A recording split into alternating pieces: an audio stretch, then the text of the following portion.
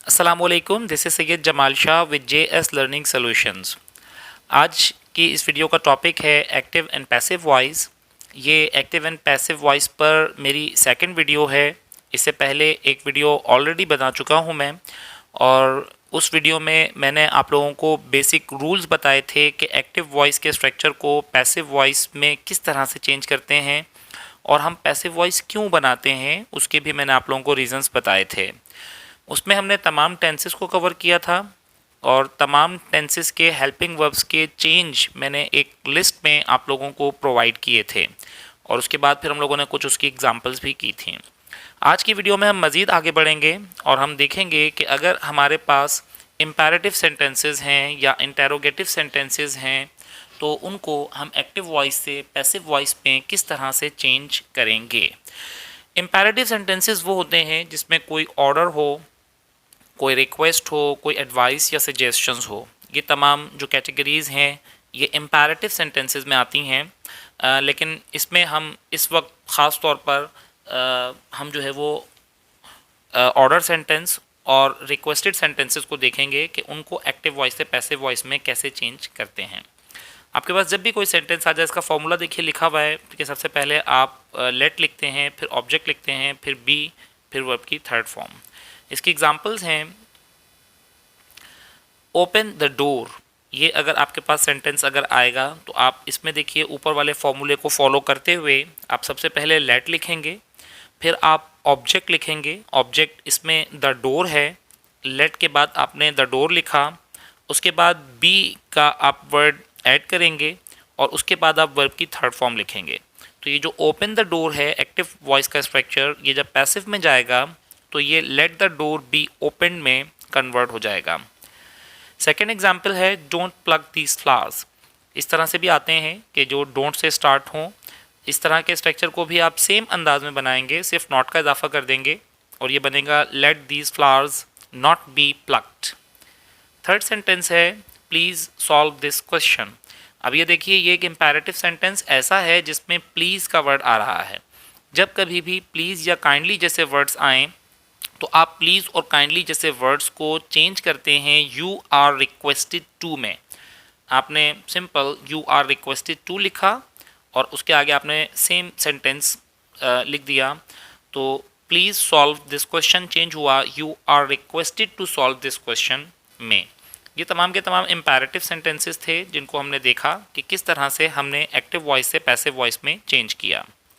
इसके बाद interrogative sentences हैं हमारे पास। इंटेरोगेटिव सेंटेंसेस में हु वाले सेंटेंसेस आते हैं जिनमें अक्सर स्टूडेंट्स को प्रॉब्लम होती है, और अक्सर स्टूडेंट्स ये वाले स्ट्रक्चर्स गलत पैसिव वॉइस में चेंज करते हैं। इसका भी देखें, मैंने सबसे पहले ऊपर फॉर्मूला डिस्क्राइब कर दिया है आपको। अब इसकी एग्जांपल देखते हैं। हु पनिश्ड यू, इसमें भी टेंसेस का आपको बहुत ज़्यादा ख्याल रखना है। अब हु पनिश्ड यू, ये जो स्ट्रक्चर है ये पास्ट इंडेफिनिट टेंस का सेंटेंस है। जब आप इसको पैसिव में चेंज करेंगे तो अकॉर्डिंग टू फॉर्मूला, आपके पास फॉर्मूले में देखिए बाय हुम लिखा हुआ है। सबसे पहले हु को आप चेंज करेंगे बाय हुम में, उसके बाद फिर आप हेल्पिंग वर्ब लिखेंगे। अब हेल्पिंग वर्ब क्योंकि ये पास्ट इंडेफिनिट का स्ट्रक्चर है तो उसमें हेल्पिंग वर्ब्स वॉज और वर यूज़ किए जाते हैं।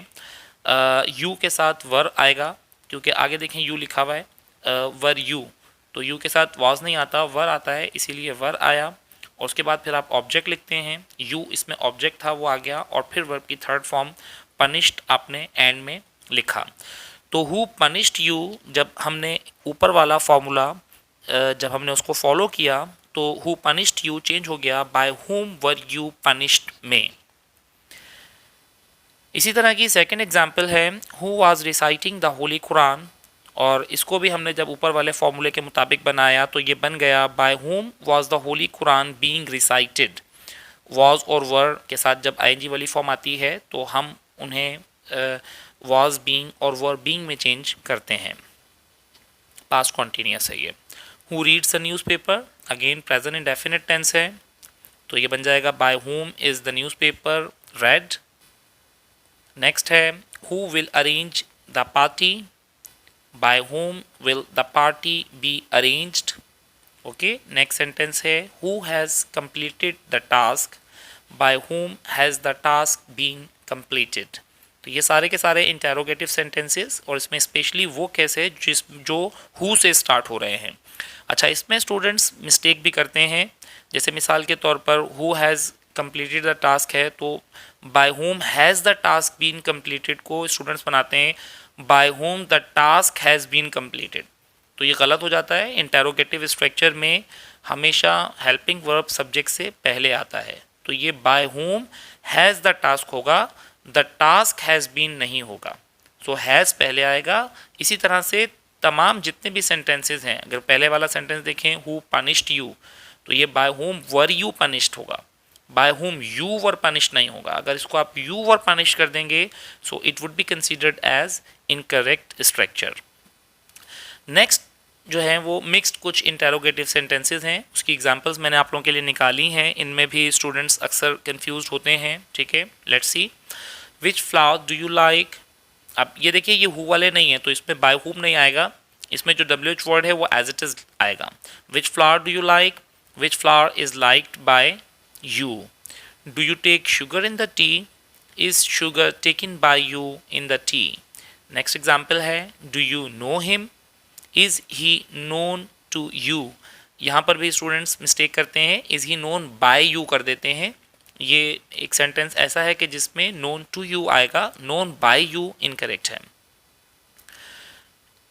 Did you pluck these flowers, was the flower plucked by you.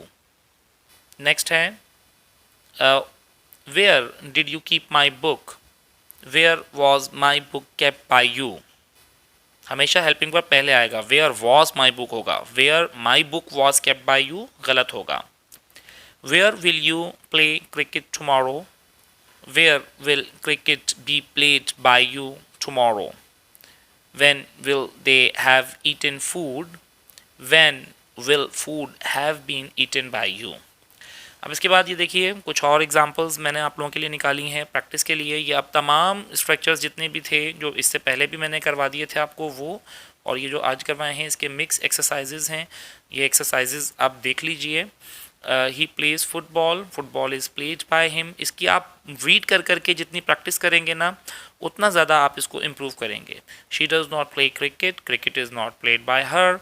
I play my guitar every day, my guitar is played by me every day.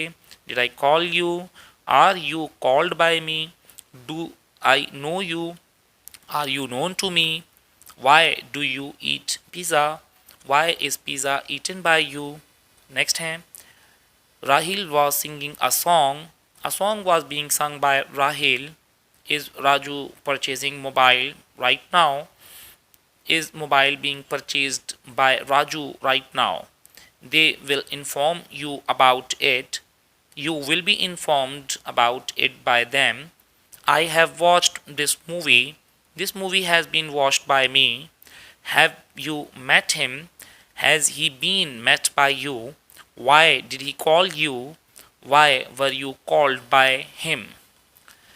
How much do you love your brother, how much is your brother loved by you. Does anyone meet you at your home, are you met by anyone at your home. He will have called you tomorrow, you will have been called by him tomorrow.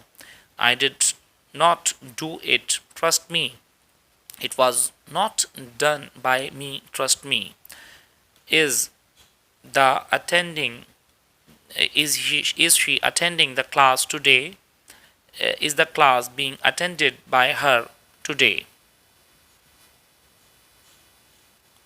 सो ये मेरी last video थी active and passive voice पर, और इससे relevant अगर आपको मज़ीद sentences अगर चाहिए हों तो आप मुझसे कांटेक्ट कर सकते हैं। वैसे प्रैक्टिस के लिए आप लोगों को इंटरनेट पर और बहुत सारे स्ट्रक्चर्स मिल जाएंगे। मैंने बहुत इसमें डिफ़िकल्ट और आसान हर तरह के स्ट्रक्चर्स इसके अंदर ऐड किए हैं आप लोगों की सहूलत के लिए, ठीक है। आई होप कि ये एक्टिव एंड पैसिव वॉइस आपकी समझ में पूरी तरह से आ गए होंगे। Take a good care of yourself. अल्लाह हाफिज़।